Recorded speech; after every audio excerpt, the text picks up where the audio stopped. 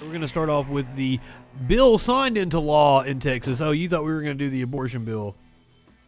Governor Greg Abbott signs SB1, the GOP voting bill, into law. Abbott signed the Republican-backed voting bill into law on Tuesday, making good on a promise to rewrite the state's election practices despite sharp opposition and quorum-busting walkouts by Democrats. Election integrity is now the law in the state of Texas, Abbott said shortly after putting his signature to Senate Bill 1 during a signing ceremony in Tyler. Abbott dismissed Democrats and civil rights leaders who say SB1 will increase hurdles to voting and disproportionately affect non-white voters. No one who is eligible to vote will be denied the opportunity to vote, the governor said in front of a backdrop of U.S. and Texas flags and a half a dozen Republican lawmakers. It does, however, make it harder for cheaters to cast an illegal ballot. That's what Abbott says. Now, what's wild about this is the Trump DOJ said the last election was the safest election in history, so it's weird to sign a bill about securing elections after the safest election in history. Immediately after Abbott signed SB1, 2 federal lawsuits were filed to block the law from taking effect on December 3rd, including one led by the League of United Latin American Citizens. LULAC strongly opposes this attack on our voting rights and freedoms because they have one and only purpose: to dilute our voice at the ballot box and continue to stop electoral change in Texas. This is according to Domingo Garcia, the president of the organization. The NAACP Legal Defense and Educational Fund also sued to halt SB1, arguing that Republicans ignored opportunities to make it easier to register to vote and to cast a ballot instead of placing restrictions on drive-through voting. Instead, placing restrictions on drive-through voting, voter assistance, and mail-in ballot applications. 2 similar federal court challenges were filed Friday as the battlefield over SB1 shifts from Capitol to the federal courts. Friday's lawsuits by civil and voting rights groups, joined by progressive organizations, argued that unless it is blocked, SB1 will suppress voting rights, allow partisan poll watchers to intimidate voters and poll workers, and create poorly defined new crimes and civil penalties. Abbott said he was confident the new law will be upheld in court. They even argued with somebody earlier today, and they say the same thing. They all parrot the same line. They're like, what? You think black people are too stupid to get an ID? That's always there. I didn't even mention anything about IDs. I mean, there's a lot wrong with this law besides ID. I think ID laws were already in place in Texas before this law. This is extra restrictions. But they just parrot the talking points they hear on right-wing propaganda sites. But no. I voted in the last election without a valid picture ID. I work from home. My license expired. A pandemic happened. Why are you trying to limit my vote? Why is my voter registration not valid? Now, I live in a state where an ID is required. I took my expired ID. I took my birth certificate. But here's the thing, is the state where I'm from, an ID wasn't required. I went to the polling location. They asked me my name, they asked me my address, and they asked me my date of birth. They find you in the voter rolls. They turn the book around. You sign your name. Now tell me, how is that any less secure? Name, address, and birth date. Think about what would be required for somebody to go to the polls, the information they would need to have in order to try to hijack an election. It doesn't make any fucking sense. It's just a restriction. It's only going to apply to a small number of people. Now, the left has lost this argument in public polling. ID laws are popular just because most people have an ID. The few people that don't have an ID tend to be poor people, which, of course, is, unfortunately, in this racist-ass country, falls on people of color.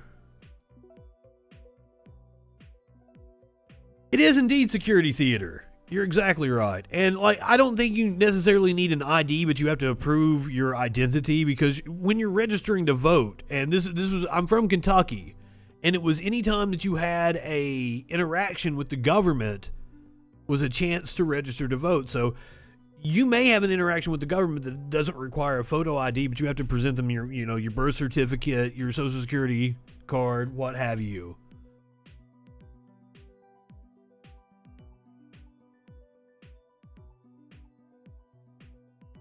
They could lie and use someone. You would have to know somebody else's info. You'd have to know somebody's address and birth date. And you could only do it once. And you'd have to know their polling precinct. I mean, if you knew their address, it'd be easy to find their polling precinct. But it doesn't make any fucking sense. It's just another hurdle. That is what Republicans are good at doing, is putting up hurdles.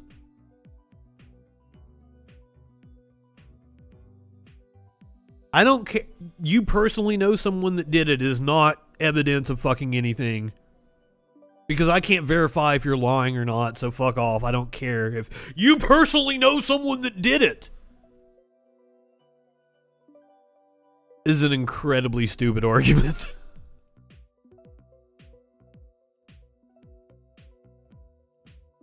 Yep, there you go. That would cause the ballot to be rejected. Well, you're not going to convince me because it was a stupid fucking argument. Yeah, it was. It was trying to counter what I was saying. That's literally what an argument is. And that's what I'm here for. You want to argue with me? 917-830-4359. Call in. I would love to have an argument. I feel like no, it wasn't adding context. It was adding bullshit propaganda. I would love to, I feel like I kind of half-assed the show tonight with what I have prepared. So I would love nothing more than someone to call and argue with me for an hour or two.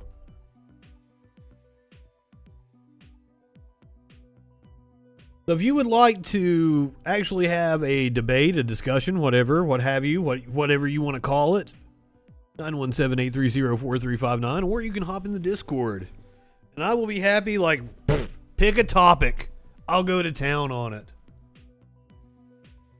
I even made a cup of coffee before I came on the air tonight.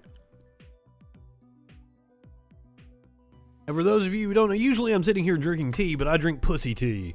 Sparkles won't drink my tea when she comes over, because it's like herbal, non-caffeine fucking shit. So like, coffee is the only time I ever get caffeine, so I might get wired during the show, and I'm not high enough for this shit. That's for certain. Please add all the context you would like. Give me this context. I'm dying for it.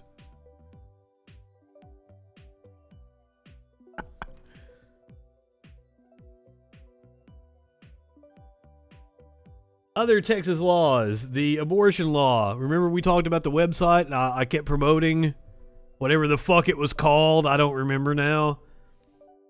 ProlifeWhistleblower.com. That was the name of it. We did our job. The Texas-based abortion tracking website that was designed to help enforce the state's recently enacted abortion ban has been shut down for a second time. ProlifeWhistleblower.com, which was created by the anti-abortion group Texas Right to Life, invited people to send in anonymous tips on those who may be performing or aiding in abortions in violation of the state's new law. Texas's abortion law essentially bans almost all abortions after a fetal heartbeat is detected, which is usually around 6 weeks of pregnancy. The legislation also allows private citizens to sue people who aid or perform abortions in violation of the law. The website was booted from GoDaddy on Friday for violating the company's terms of service policy on collecting information on third parties. Oh my God! So it was also like trying to collect your information and scam you as well.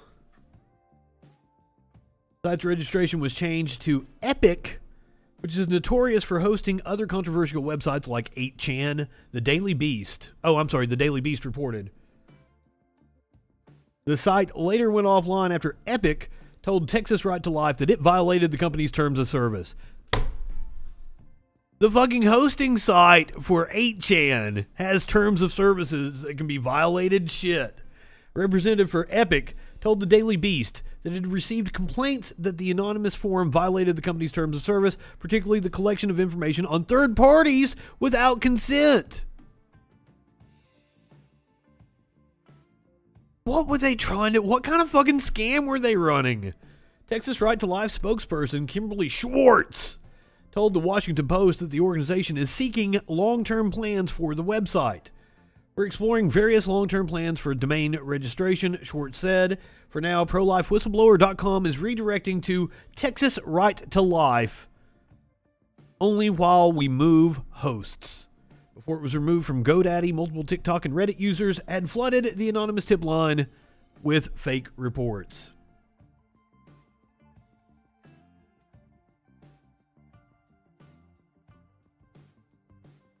I don't give a shit what you do, dude.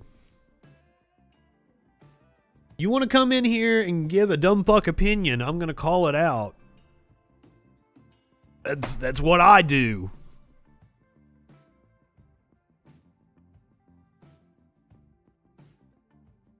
I'll give you the chance to defend yourself. You can call in, you can Discord. Feel free to give it a whirl. Mexico Supreme Court votes to decriminalize abortion.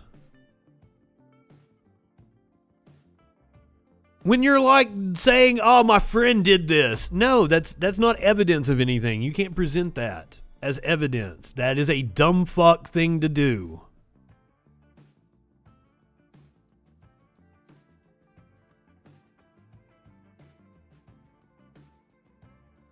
Because I want something that's concrete. You got to give me data. If you're trying to dispute what I say, you give me data. You give me something I can look up and prove. Because my friend did it, that's not provable.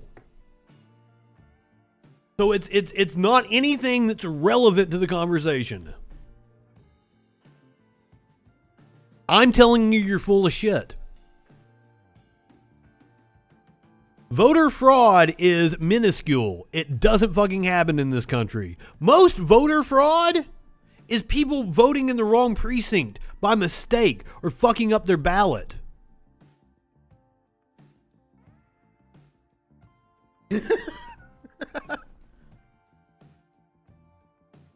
So I don't give a shit about you just fucking coming in here and saying something that's unverifiable. It adds nothing to the conversation. I just told you. Yes, it does fucking happen. It is absolutely minuscule. And when it does happen, it's usually an honest mistake. Would you like me to go down through all the fucking challenges that the Trump administration threw up at ballots that turned out like, oh, they said people were voting in the wrong state, but it turned out to be military families that were stationed somewhere else but were voting in the state where they were registered? Would you like to give me specific instances that I can show you, that tangible evidence to prove something? Because just saying my friend did it isn't evidence of anything. It doesn't add anything to the conversation and makes you look like a dumb fuck. Do you understand? That's how discussions work.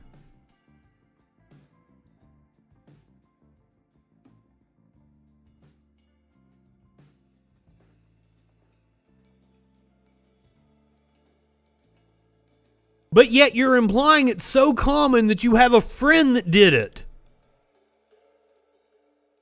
The implication being that that everybody like knows somebody that's done it, so it's far more widespread than what it actually is. What friend comment? You asked me what dumb fuck what else have you said? Have you said anything?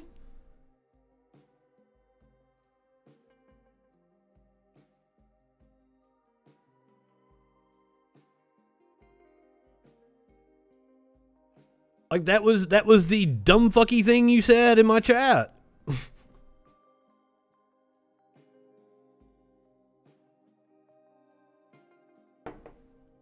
It does matter. It does matter if Texas passes that law. Because even if it's just preventing 1,000, 2,000, or any number of people, whether it's insignificant on the margins, it's enough to swing an election.